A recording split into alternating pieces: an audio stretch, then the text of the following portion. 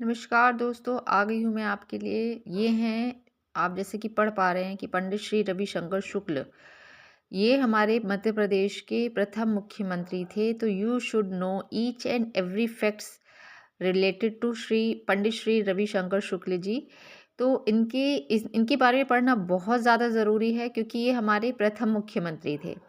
तो ऐसे detail form में आपको कहीं नहीं मिलेगा, तो मैं आपको ये डिटेल फॉर्म दे रही हूँ। इसके पहले कि हम अपना शुरू करें वीडियो, मेरी आपसे रिक्वेस्ट है कि आप मेरे चैनल को सब्सक्राइब ज़रूर करें और कमेंट करके ज़रूर बताइए कि आपके लिए फ्रूटफुल है या नहीं है। क्योंकि मेरा उद्देश्य वीडियो बनाकर वायरल होना नहीं है, मेरा उद्देश्य है कि उन एमपीपीएससी एस्पिरेंट्स के लिए मैं डेडिकेटेड हूँ कि जो बेचारे ना तो कोई अच्छी कोचिंग कर पा रहे हैं, ना उनके पास ऐसा कोई सोर्स है ऑफ मटेरियल है ऑथेंटिक, क्योंकि सारी बुक्स हर कोई नहीं खरीद सकता है।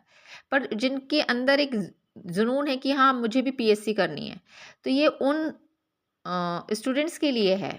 पूरा जो भी मेरा मटेरियल है, स्टडी मटेरियल है, तो इसलिए मैं ऐसी चीज़ लेकर आती हूँ कि जो ऑथेंटिक है और रिलेवेंट है, जो पेपर में आती है। फालतू इधर उधर का नहीं पढ़ना है, जो पेपर में आता है प्रीलिम्स क्लियर करना है। तो आपको जो ज़रूरी है बस मैं वही पढ़ाती हूँ। मेरे वीडियोस सिर्फ रिलेवेंट होते हैं, कोई भी चीज़ फालतू नहीं पढ़ानी है मुझे। तो चलिए वीडियो स्टार्ट करते हैं। श्री पंडित रविशंकर शुक्ल के बारे में आज हम पढ़ेंगे। तो पंडित श्री रविशंकर जो थे, वो मध्य प्रदेश के प्रथम मुख्यमंत्री थे। पंडित श्री रविशंकर शुक्ल अपने कालखंड में जीवित किंवदंती रहे हैं। वे उच्च कोटि के प्रशंसक व संगठक थे। मेन इसमें क्या पूछा जाएगा कि उनका जन्म कहाँ हुआ था, तो उनका जन्म सागर में हुआ था। इसको याद करने के शॉर्ट ट्रिक्स है कि रवि डूबा सागर में, रवि डूबा सागर में। तो रविशंकर शुक्ल का जन्म कहाँ हुआ था? सागर में। इनके सपुत्र थे श्यामचरण शुक्ल, जो आगे चलकर मुख्यमंत्री बने थे। इन्होंने 1923 में स्वराज पार्टी ज्वाइन की थी।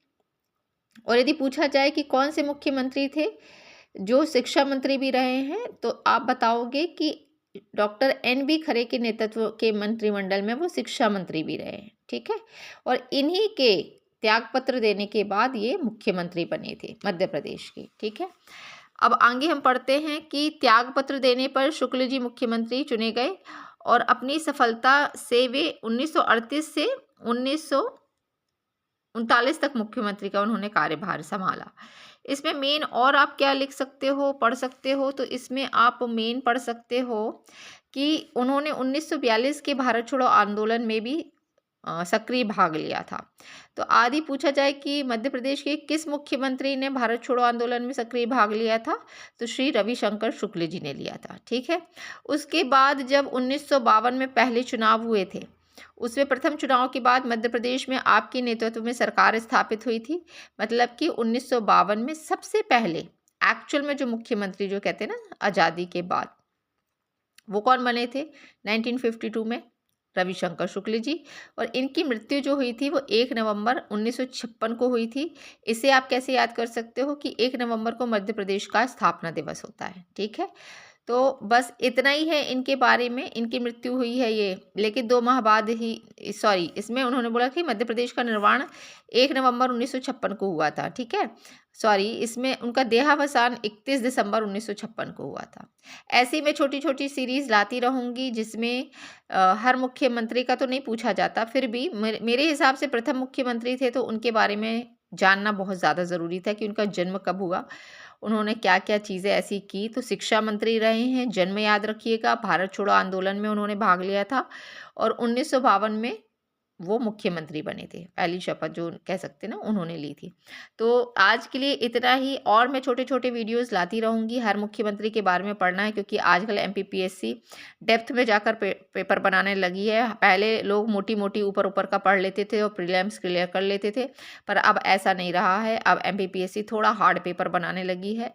तो आपको सटीक जानकारी पढ़नी है और रिलेवेंट पढ़ना है। जैसे ये मैं आपके साथ शेयर कर रही हूँ, इसके आप नोट्स ज़रूर बनाइएगा। ये आपके लिए बहुत ज़्यादा मदद होगी आपको इसको पढ़ने से। तो आप उन दोस्तों के साथ मेरे चैनल को ज़रूर शेयर करिएगा जो बेचारे कोचिंग संस्थानों में नहीं जा पा रहे हैं या कोई बुक्स नहीं ले पा रहे, क्योंकि सारी बुक्स तो लेना सही में पॉसिबल नहीं है। पर मैंने इन्हीं बुक से अपने पेपर क्लियर किए हैं, इसलिए मैं आपको ये एक कहते हैं ना सबूत के तौर पे, ऑथेंटिक बुक है ये, तो आप इसको नोट डाउन करें। आज के लिए इतना ही, ज़्यादा समय मैं लेती नहीं हूँ, बहुत बड़े बड़े वीडियोस डालती नहीं हूँ। अगला वीडियो जो मैं बनाऊँगी वो श्री भगवत राव मंडलोई के ऊपर बनाऊँगी, जो दूसरे मुख्यमंत्री थे। ठीक है? All the best. बाय।